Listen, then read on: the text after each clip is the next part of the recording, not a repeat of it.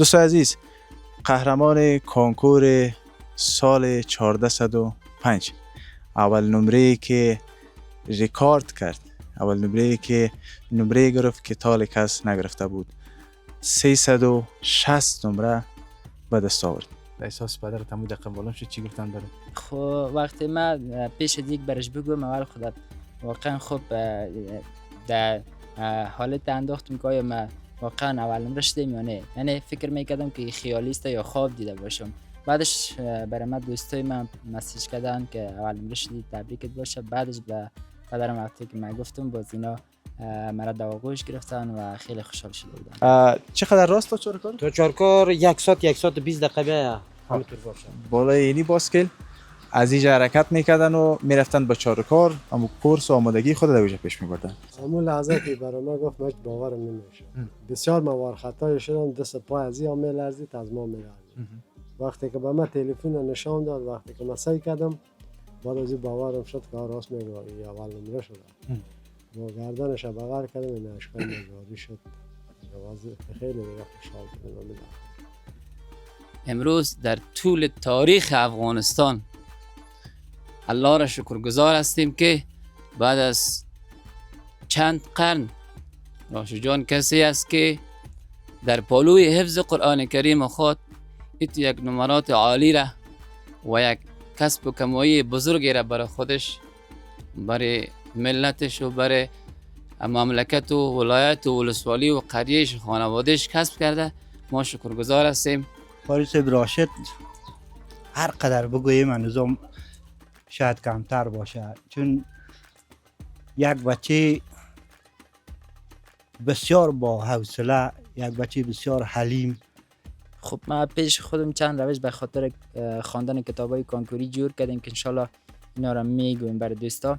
یک روش به نام ستاره خودم جورش کردیم که واقعا یک روش فوق العاده بود که من خودم برش این تعجب کرده بودم. ستاره نامش بود. روش دومی که بعد از تقریبا 6 ماه روی دست گرفتم به نام راسخ ستاره بود که یک وقت به خلاص راسخ میکردم به خاطر راسخ ستاره.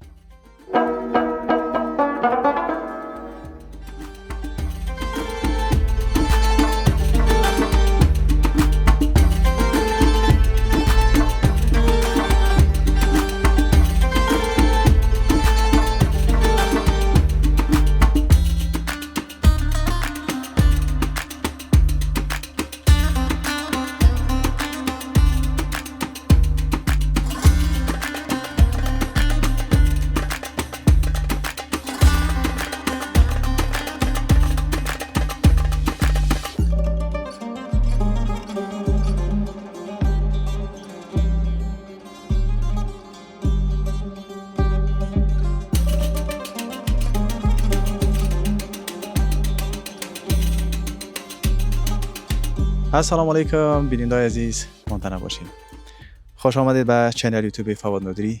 تشکر که همیشه بیننده برنامه ما هستین. دوستان عزیز، امروز ما یک روز خاصی داریم.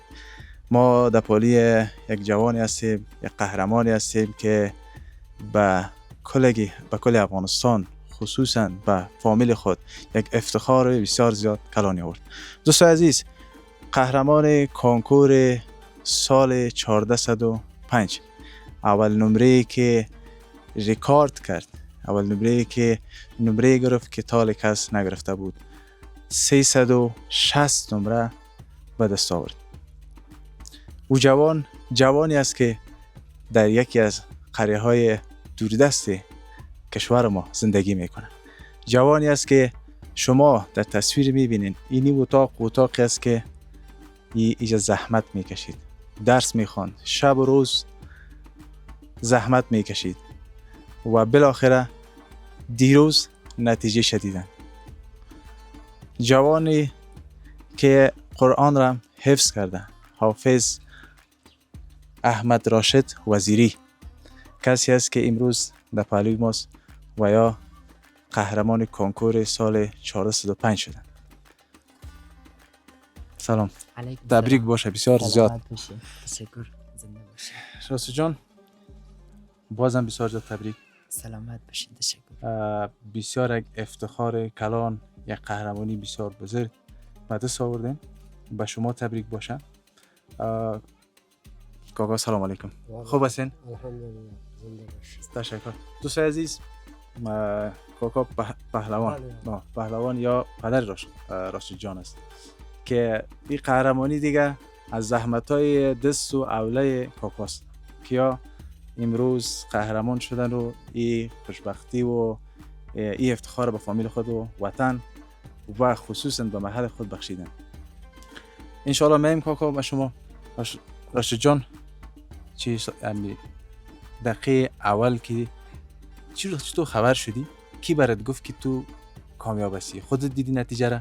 بله خودم دیدم. خب اما دقیقه که خودت دیدی که 360 نمره گرفتی چی احساس داشتی مدخل؟ خب اولا باورم نمیشد به خاطر اینکه 360 چرا ما گرفتیم، چون که ما در جریان هستیم دستگاه هر چقدر که ما استانداردم پر میکردیم بازم کم میداد، یعنی ما شاید 2 سال بودیم که 359 میگرفتن ولی 360 نشده بود، یعنی اشاری خیلی نزدیک 360 می بود ولی 360 نشده بود. به این خاطر وقتی ما دیدیم 360 اصلا باورم نشد که این قسم یک چیزی باشه، به خاطر که احتمال تا اگر ما پوره عمل کرده باشم که خدا رو شکر پوره کرده بودم، چطور خیلی دستگاه باز پوره داده، یعنی چطور او ضریبه که مثلا کم میداد چطور او را کم نکرده.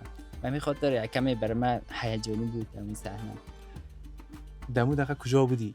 امی نتیجه تا که دیدی؟ خب در خانه بالا بودم. در خانه بودی؟ بله. با اولین نفری که گفتی کی بود؟ پدرم بود. پدرت کجا بود؟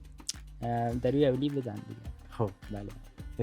احساس پدرت همون دقیقه معلوم شد چی گفتن بره؟ خب وقتی من پیش دیگ برش بگم اول خودت واقعا خب در حالت انداختم که آیا من واقعا اولم رشدم یا نه، یعنی فکر میکردم که خیالیست یا خواب دیده باشم.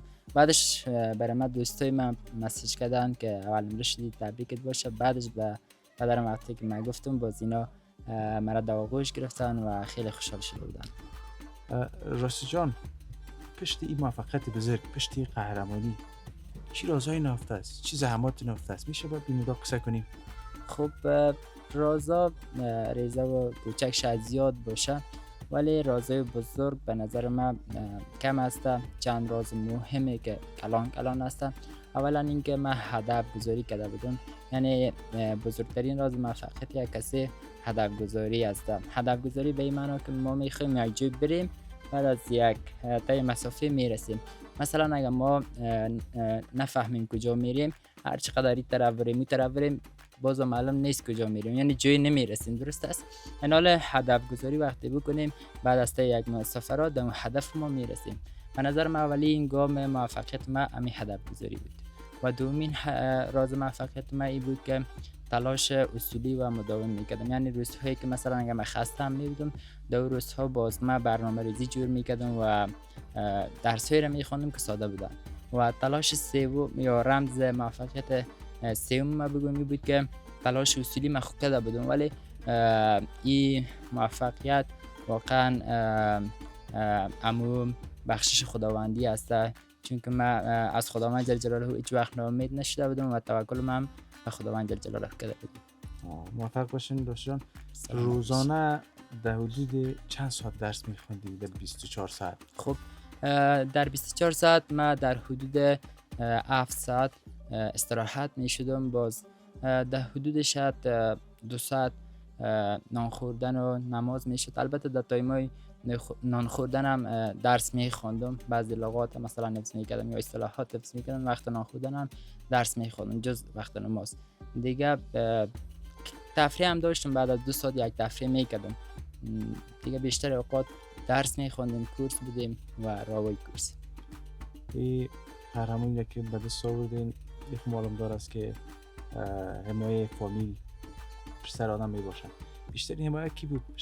خب در اول حمایت از خانواده بود که مرا تشویق کردن، مرا واقعا خیلی زیاد همکاری کردن در این راستا از لحاظ اقتصادی و اینا.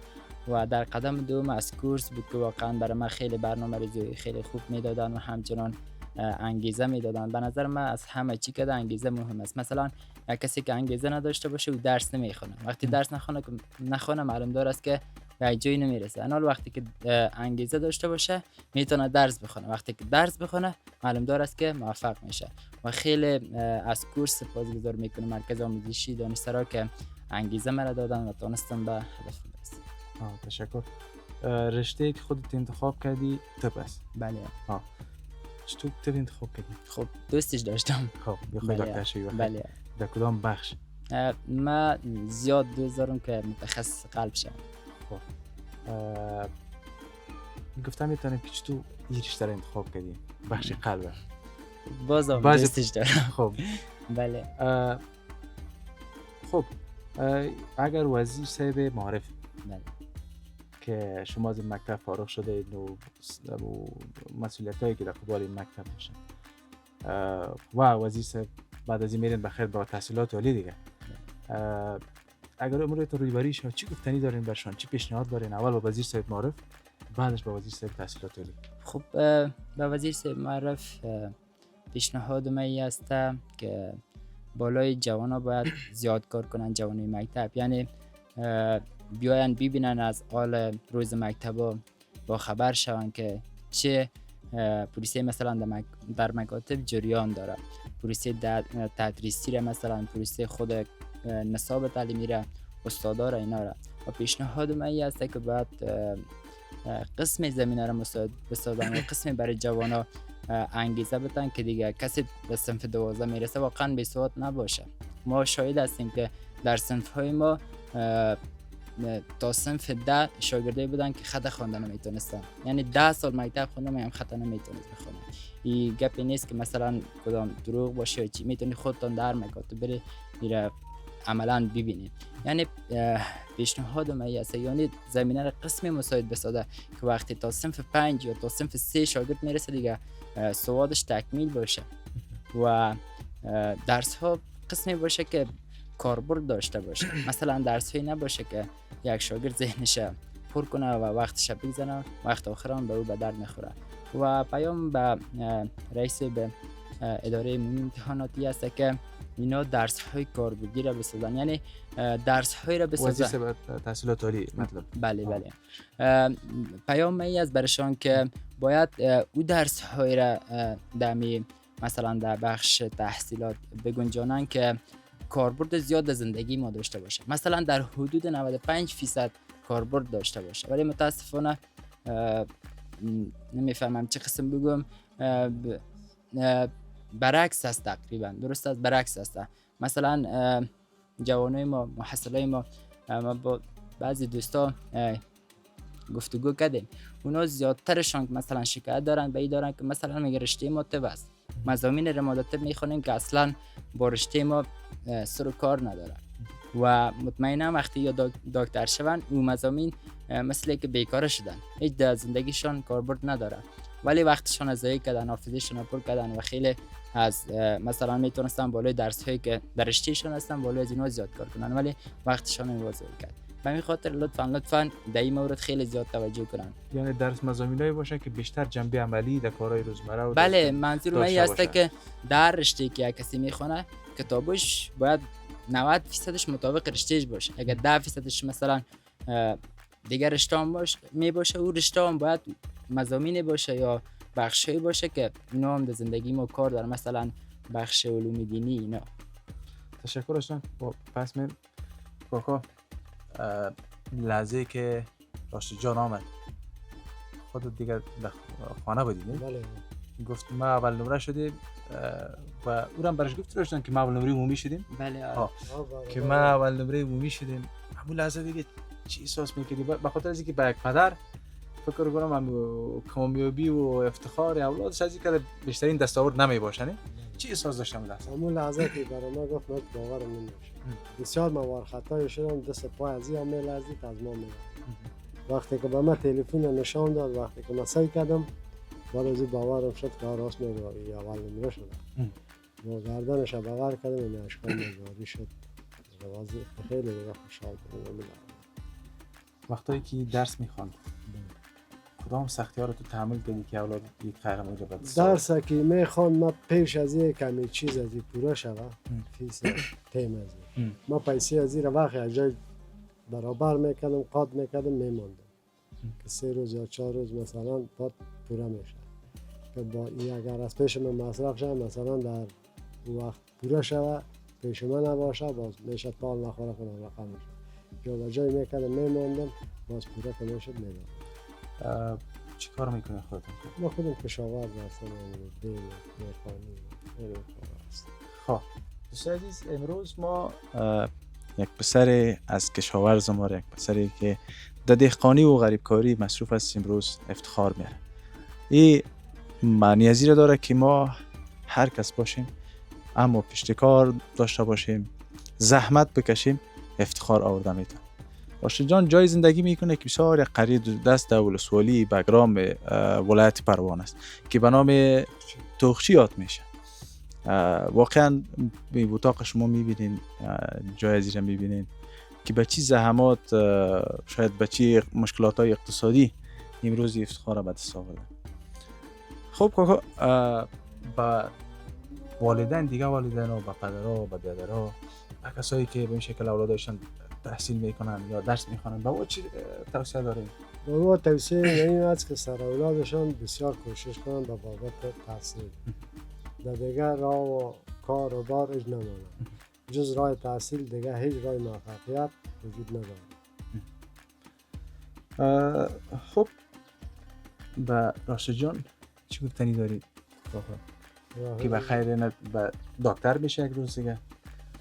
خدا را شکر بر از این گفتنی های زیاد هست. با مرور زمان را گفتم میرم برش و از اول تا به حال ما وضعی همه بسیار منظم پیش رفتیم مثل دادگی و بچگی و مثل یک اندیوالی هم یک راز اندیوالی هم بین ما وضعی بوده.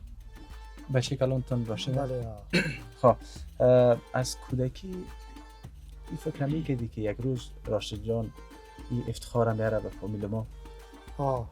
من گفتی چطور؟ ما یک روز در مکتب که مانده بودم مکتب ابتدایی هم داشتیم وقتی که من از استاد عزیزی که پرسان کردم خیلی صفت از این کردم و فهمیدم که فکر و ذهن از این نام خدا در حالت رشد است و بعد از این من خیلی توجهم سرازی شد که باید سرازی زیاد زحمت بکشم و زیاد کار کنم و شب روز در جستجوی از این بودم که از کدام طریق ایره بتانم که در آینده یک چیزی پیروز کنمش یعنی فقط به خدا که شد. دو افتخار براتون یکی حافظ قرآن است. بله. جای افتخار هم کامیابی دنیا هم آخرت. بله. به شما همچنان و هم افتخار از که در تمام افغانستان به سطح 34 ولایت یعنی نمره قهرمانی و همورشتی که میخواست به خیر کامیاب شده. در آخر شما چی خواهش دارین از حکومت افغانستان که براشد جان چی کنن؟ ما در راشد توجه ما زیاد است به خاطر از اینکه ما توانستم تا اینجا رساندمش ولی در آینده ما در فکر از این هستم که از این و بعدش 7 سال است 8 سال است دقیق نمیفهمم بسیار باز مصرف های گزاف داره اونیش باز ما در شرط از این هستم که چه رقم مصرف های گزاف از این ما پوره کنم و این را بتانم در موفقیت بالاتر در بسته افغانستان و در بسته دیگه مملکت ها یک دکتر بسیار ورزیده قوی شود. تشکر. سلامت باشین. راشد جان شما میفهمید امروز مصروفیت زیاد است به دوستا زیاد میان داخل خودت چی گفتنی داری به جوانای افغانستان چی کنن کسایی که بخیر فارغ 12 میشن امسال یا 12 سال فارغ میشن با او چی گفتنی داری؟ خب من حیث یک جوانی که امروز قهرمانی در دست داری. خب به اونا ما شاید گفتنی های زیاد داشته باشیم که انشالله برشان میگم و ایره پیش خود عهد کردیم که باید کمکشان کنم ولی فعلا به طور خلاص اگر بگویم اولین کار باید بکنن هدف گذاری کنن یعنی هدفشان رو باید تعیین کنن. دومین کار که میکنن راههایی را بسنجن که میتونن زود به هدفشان برسن. مثلا اگر هدفشان چاریکار باشه درست از اینجا بریم چاریکار اینا باید پیش خود او راهی را بسنجن که زود برسن و راهی را بسنجن که خوبش باشه. مثلا راهی نباشه که سنگ داشته باشه راهی باشه که پخته باشه درست است. ببینن کدام را خوب است، کدام را زودتر میرسن. بعد از این که راه ها را سنجیدن باید تلاش کنن، زحمت بکشن و هیچ وقت ناامید نشن. به نظر من از کل چیز که مهم که است این است که یک شاگرد ناامید نشه و در اخیر توکلشان به خداوند جل جلاله کنه. تشکر. یک سوال دیگه، کتابات نیجا ماندگی است؟ بله جمع میکنم. کتاب ماندگی است، اینجا میبینیم بسیار زیاد کتاب است که کل از این حفظ شده که فعلا در مغز است. همین طریقی خواندن تا به کسایی که هستن میتریم به یا اگه بگویی که به شکل یا همون درس خود بخوانن که حداقل کسایی مثلا کسایی که توانایی دارن یا میرن به کورس‌ها میرن درس میخوانن و خب یا زمینی از این هست که برن در کنکور آمادگی کنکور درس بخونن. بعضی ولسوالی هست که یا نمیتونن دسترسی ندارن و چی کنن؟ این کتابا رو چی رقم بخونه که با رشته دلخواه خود یا حداقل قهرمانای سالهای بعدی وا باشن؟ خب ما پیش خودم چند روش به خاطر خواندن کتابای کنکوری جور کردیم که انشالله اینا رو میگویم برای دوستا. یک روش به نام ستاره خودم جورش کردیم که واقعا یک روش فوق العاده بود که من خودم برش این تعجب کرده بودم. ستاره نامش بود. روش دومی که بعد از تقریبا 6 ماه روی دست گرفتم به نام راسخ ستاره بود که یک وقت تخلص راسخ میکردم به خاطر راسخ ستاره. و روش سوم که در مو وقت در جریان دو روش دیگه میگذشت نشخوار ذهنی بود که او فوق العاده روش بود. واقعا او روش دیگه شاید پیدا نشه، یعنی شاید کل کتابای مکتب ما در 1 ساعت میخوندم. خواندنی که کلش مرور میشد، کلش تازه میشد که او فوق العاده روش بود. و در اخیر پیش خود یک پروگرام جور کردم که انشالله براتون توضیح میدم. امی بخش ستاره در کوتاه بگین چی رقم یک پروگرام بود؟ مثلا مضامین‌ها رو به چه شکل حفظ می‌کردیم؟ خب چون امیال کلگی میخواه که راشد سال بعدی ما باشه. بله. خب چی شکل یک بود که تو اگه بگیم؟ خب او روش ستاره بعد از چقدر تجربه ها جور شده بود، یعنی به یک بارگی من رو جور نکرده بودم. یعنی بعد از چقدر شکست ها، بعد از چقدر نقطه هایی که ضعف داشت اونا رو کشیده بودم. بعد از این که نقطه های ضعفشان کشیده شده بود و اون نقطه قوت واقعا پیدا کرده بود، او بود روشی بود که مثلا من کتاب میخواندم 1 صفحه، درست است؟ مثلا کتابی هست که 150 صفحه حجم داره و من 150 صفحه را اگر قرار بود در 1 هفته میخواندم تقسیم 6 روز میکردم، 1 روز جمعه را از بینش میکشیدم. بعدش مثلا هر چقدر صفحه که می بود و موقع در سفر در 1 روز من تعیین میکردم و مثلا 30 صفحه شود، درست است؟ وقتی 30 صفحه میشد من اولا میامدم اون سفر خوب عمیق میخواندم، یعنی قسمی میخواندم که پیش خود میگفتم اگر وقتی خلاص شد بعد من مفاهیم کلیش بتونم از یاد بگیرم. وقتی که میخواندمش باز یک کتابچه نوت برداری هم با خود داشتم، نکته هایی که زیاد سخت می بود، نام هایی که زیاد سخت می بود، یگان چیزایی که زود فراموش میشد اونا رو اونجا نوشته میکردم. بعدش دیگه مفاهیمش در حافظه میسپردمش. بعدش از یاد تشریح میکردم. وقتی که از یاد تشریح میشد به بار سیم باز میخوانی میکردم که دیگه نکته نمونه. باز در صفحه بعدی هم میقسم. باز پریود برازی پریود دوره تکرار جور کرده بودم که مثلا ما وقتی یک درس همی قسم تکرار کردم، درست است؟ برای ستاره‌ای باید ما 24 ساعت بعد یک تکرار میکردم. تکرارم چه قسمی بود؟ از روی کتاب نمیخواندم. خیلی روشی هست که خوب جهانی است ولی نقطه ضعفشون همیجا است که اونها روی کتاب میخوانن، ولی نقطه قوت روش ستاره همی بود که من فردا میامدم از روی کتاب نمیخواندم. من 30 صفحه که من دیروز خوانده بودم اون رو از یاد میگفتم. تقریبا 80% از مفاهیم در یادم می بود، از یاد گفته میدونستم. من 30 صفحه شاید در حدود 10 دقیقه تشریح میکردم با خود. بعدش کتاب میگرفتم از روی کتاب خوب منظم میخواندم، نکته هایی که نتونسته بودم گفته اونا رو خوب سرش تاکید میکردم. در 30 صفحه بعدی میرفتم من میقسم 3 روز بعد تکرار، 1 هفته بعد تکرار، 2 هفته بعد تکرار، میرفت حافظه بلند مدت که 1 ماه بعدم تکرار نمیکردم میتونستم. و شما باور کنید که ما تو کتابی را شده بود که در 2 ماه هم نمیخواندم ولی امتحان میدادم از بین 100 سوال تو سوالی نبود که من پاسخ داده نبینم. بسیار عالی. تشکر. سلامت رشید جان، موفق باشین. زنده باشین. بازم بسیار تبریک. با خوب شما تبریک باشه به دادرایی که کشیدن، به استادایش که زحمت کشیدن. انشالله استادایشم که زحمت کشیدن هر دستاوردی که می داشته باشن در آینده انشالله ثوابش به ما میرسه. رشید جان، چی میشه که داخل این مجلس با یک قرائت زیبای رشید جان ختم کنیم و اگر آمادگی داشته باشین. خب اگر کدام قاری سوی دیگه باشه گلون ما بخیر. خب مشکل نیست. محمد عمر تلاوت کنه. محمد عمر جان چون در مجلس خیر و برکت. اینجا بیا اینجا شروع کن. بله.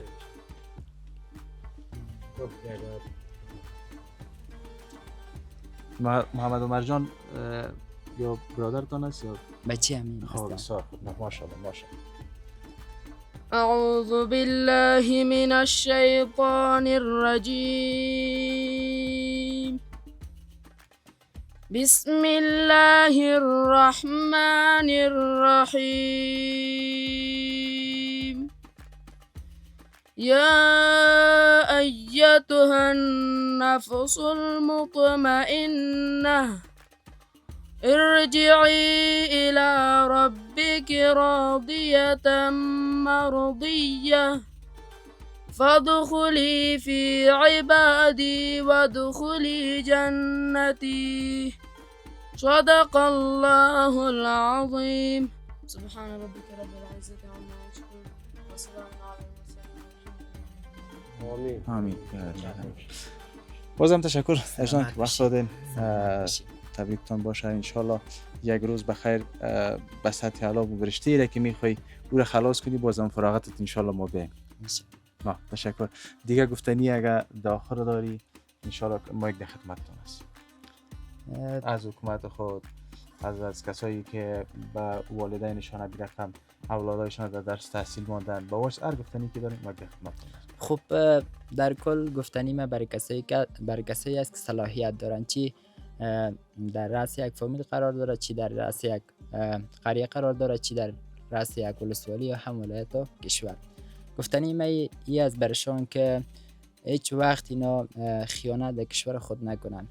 اگر میخواهید که واقعا کشور ما پیشرفت کنه، واقعا کشور ما یک کشوری که باشه که در سطح جهان بدرخشه، باید ما شما از صدق دل خدمت کنیم، یعنی هیچ خیانت نکنیم. به خاطر که خیانت شاید در اون لحظه برای ما یک چیز فایده بده، ولی او خیانت ماندگار نیست. از یک روز از دنیا میریم، ولی چی خوب است از این که ما واقعا خدمت کرده باشیم به کشور ما و نام ما جاودان شود به کشور ما. تشکر. سلامت باشید. تشکر جان، تشکر از اینکه وقت دادین. دوستان عزیز بسیار زیاد تشکر. ما افتخار میکنیم که در پلی جوان هستیم که امسال قهرمان کنکور سال 405 است و خوشا به حال فامیل ازی که به شکل یک اولاد تربیت میکنه، در جامعه تقدیم میکنه. هم حافظ قرآن است و هم قهرمان کنکور، یعنی در کنکور بلندترین نمره 360 نمره بردند و برشته دلخواه خود طب در پانتونی طب کابل یا کامیاب شدن. بیاز تبریک میگیم به شما بیننده عزیز که افغان شما این شکل خراجات افتخارات به وطن خود میبرید. سلامت باشین. بخیر باشین. دوستان عزیز این دیگه مو خانه و محل بود و باشه راشد جان است. در اینجا یا زندگی میکردن. اینی باسکلش است که کتازی اما روز با چارکار رفت آمد. چقدر راست تا چارکار؟ تو چارکار 1 ساعت 20 دقیقه همینطور باشه. بالای اینی باسکل از اینجا حرکت میکردن و میرفتن به چارکار، اما کورس و آمادگی خود در اونجا پیش میبردن. کی هم دیگه راشد جانی رو بسیار زیاد دوست دارد. بسیار شکر.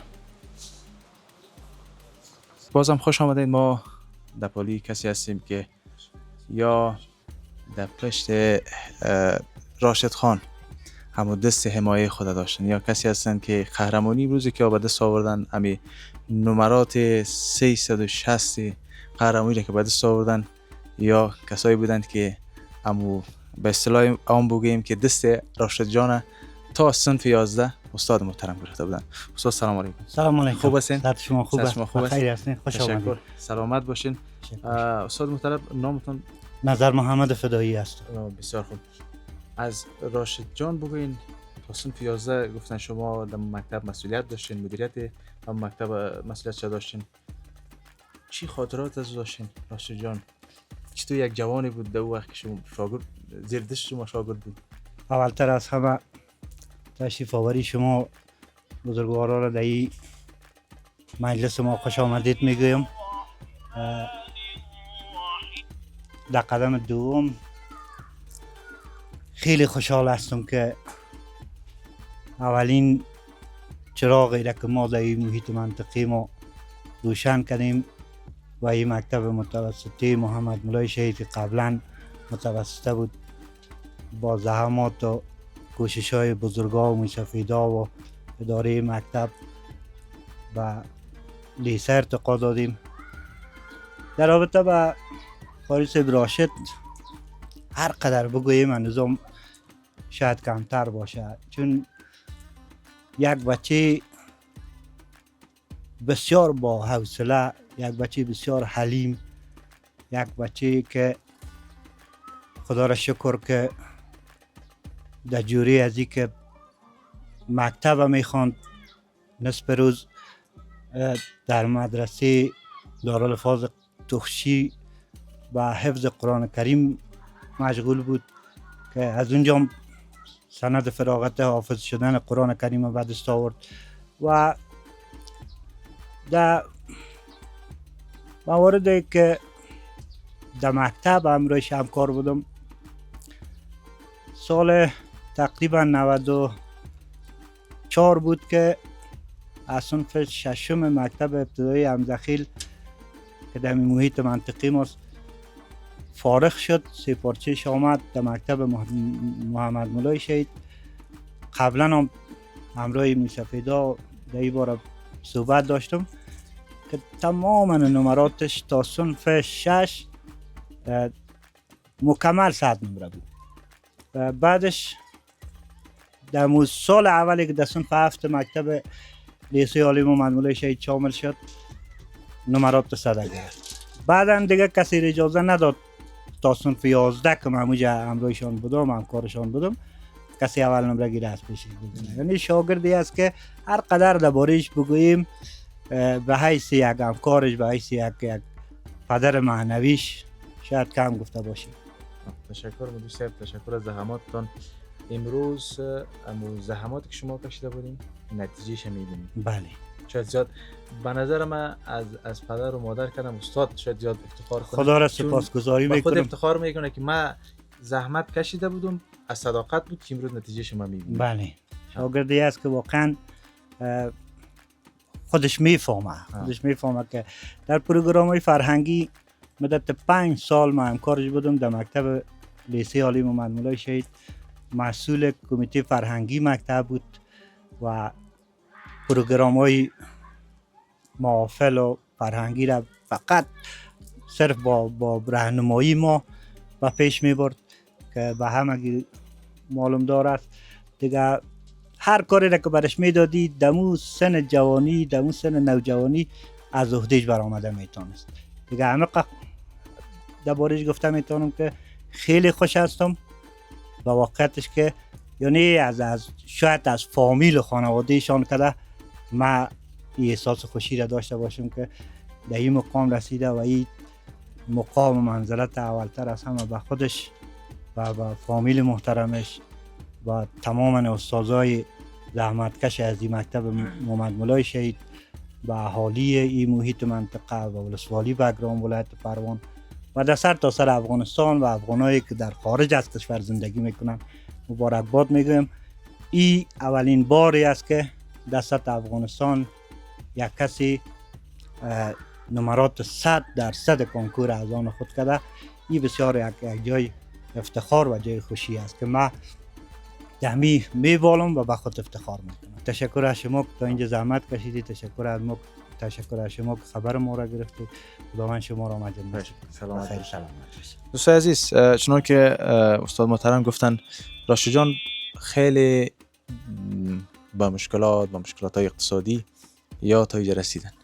ما از تجارای خود، از مسئولین محترمی خواهش داریم که زمینه تحصیل اگر میتونه به این شکل جوانای با استعداد اگر بیرون از کشور باشن مساعد قدر بتونن و بیان پس به وطن خود یا خدمت کنن، مساعد بسازن و تجارای ما اگر میتونن با این جوان با استعداد با هر اندازه‌ای که میتونن کمک مالی کنن، چون اینمی استعداد است که وطن ساخته میشه، اینمی استعداد است که خوشبختی ها با وطن میه و اینمی استعداد سبب افتخارات یک کشور میشن. خب دوستا، تشکر که با ما بودین. با انشالله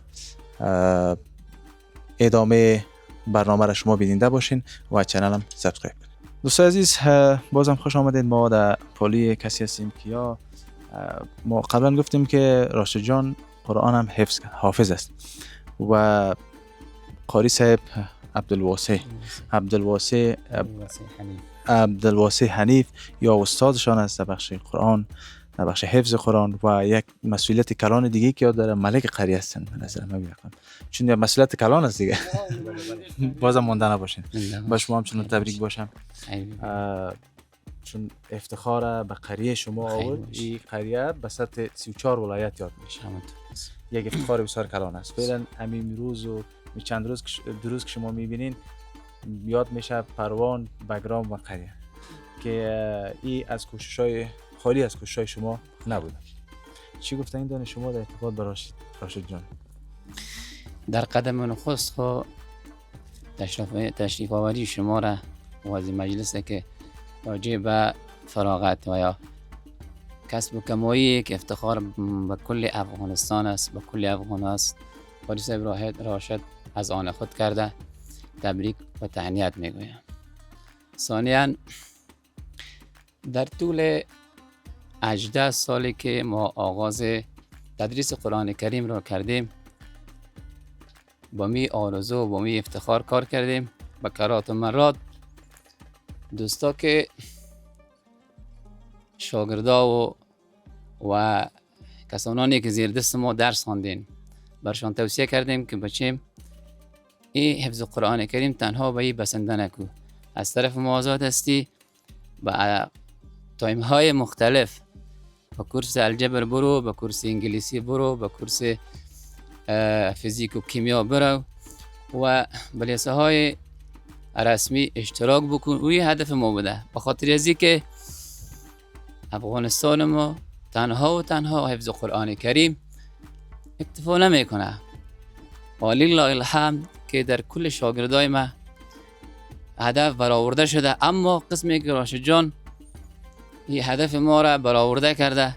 امروز در طول تاریخ افغانستان الله را شکرگزار هستیم که بعد از چند قرن راشد جان کسی است که در پالوی حفظ قرآن کریم خود یک نمرات عالی را و یک کسب و کمایی بزرگی را برای خودش، برای ملتش و برای مملکت و ولایت و ولسوالی و قریهش خانوادهش کسب کرده.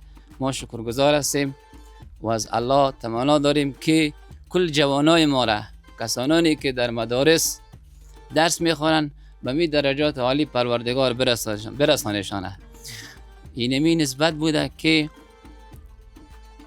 حضرت آدم علیه السلام را پروردگار جل جلاله از نور خود، از لطف خود که انتخاب کرد و بالاتر از ابلیس علیه لعنت ساختشه، معرفت و علم و دانش برش داد. قرآن کریم میگه پس ثابت کرده و کسی که انتخاب الله باشه همچنان الله برش علم و دانش فراوان نصیب میگردانه و شکرگزار هستیم و باز هم دعا میکنیم برش که پروردگار دیگه درجاتش عالی بگردانه و فهم و دانش با عمل عالی بگردانه تا این افغانستان سرزمین ویرانه ما را، سرزمین جنگ کشیده ما را به درجات و به آبادی های عالی برسانه. سلامت باشین ملک صاحب. من حیث یک مسئول منطقه از والدینی که در این منطقه زندگی میکنن در قبال اولاد خود چی خواهش دارین از یا؟ از تماما والدینی که در این منطقه زندگی میکنن، اولادهای 2 و 4 و 5 و 6 که دارن، چه اوناس و ذکور، همش اولاد است. اونا را به طرف در قدم اول در طرف علم دین تشویق کنن و ثانیاً از علم دنیا هم محروم نسازن. چرا؟ دین و دنیا با هم مساوی پیش میره و به هر شیوه و به هر طریقه که میشه، به هر سختی و مشکلاتی که میشه، اولادای خود به طرف علم، به طرف دانش بگذارن، زحمت کشی بکنن تا این سرزمین ستم کشیده، سرزمینی که در طول تاریخ تحت تجاوز و حملات دشمن قرار داشت، از منجلب‌های سختی و مشکلات توسط علم و دانش نجات بتن. اگر در منطقه و محیطی که علم دانش باشه، انشاءالله هیچ متجاوزی، هیچ غارتگری نمیتوند که او را بغولانه.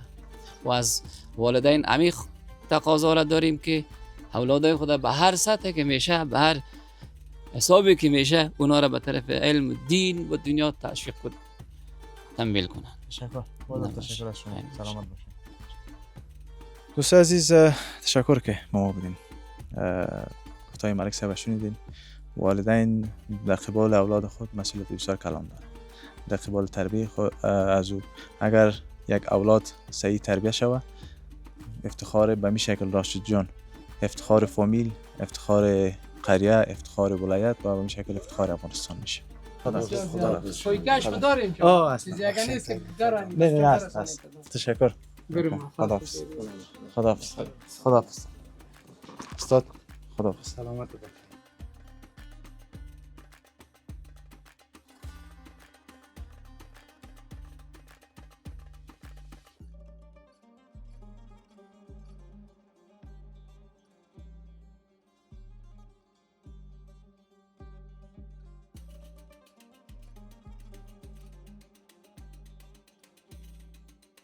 خب دوستای عزیز تشکر که تاییدم با ما بودین.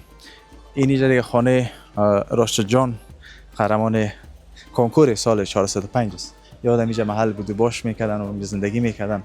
این محلی است که در اینجا ای طفولیت خود سپری کردن و امروز به خانواده خود، به اجتماع خود، به محل یا افتخار باشتن، به ولایت خود، به کل افغانستان افتخار باشتن. دیگه اینی از اینجا یا تانستن که قهرمانی را به دست بیارن. ببینید بسیار با امکانات کم، شما جوانان، کسایی که بیننده هستند در افغانستان ما را میبینن، شما هم میتونین از هر جای شما قهرمان باشین، در هر بخش خاصه باشین. فقط چیزی که ضرورت تو همت است، پشت کار است، زحمت است و در زندگیتون صادق باشین. تا برنامه بعد که بازم من فواد نادری در خدمت شما قرار میگیرم. تمام شما را به خداوند پاک و بی همتا میسپارم. خداوند یار و مددگار همگی.